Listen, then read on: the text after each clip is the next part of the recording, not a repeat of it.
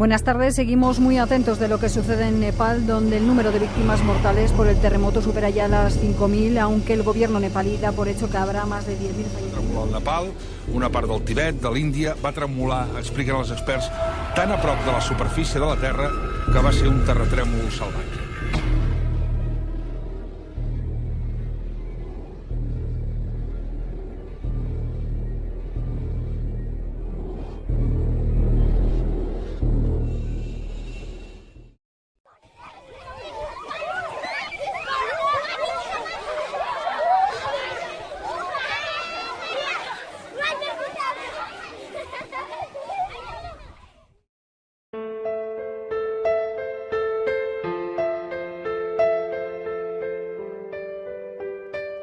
Jo crec que és molt superior al que un es pugui imaginar.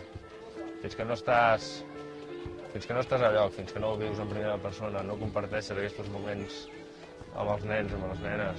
Jo penso que si aquest equip estigués treballant a Barcelona i que cada dia anéssim a centres diferents, per exemple, no hauríem arribat a conèixer-nos tant com treballant aquí, perquè aquí necessites dels altres. Aquí quan estàs malament t'apropes a algú del grup o algú del grup s'apropa a tu.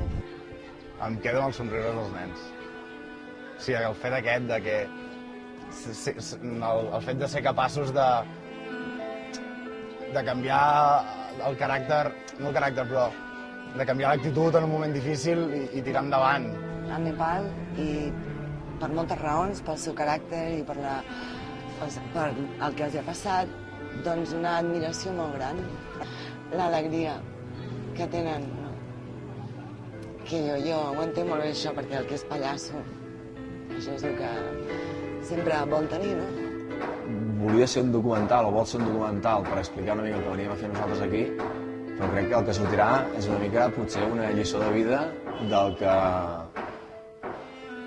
unes persones, nens, que ho han perdut tot, i tot i així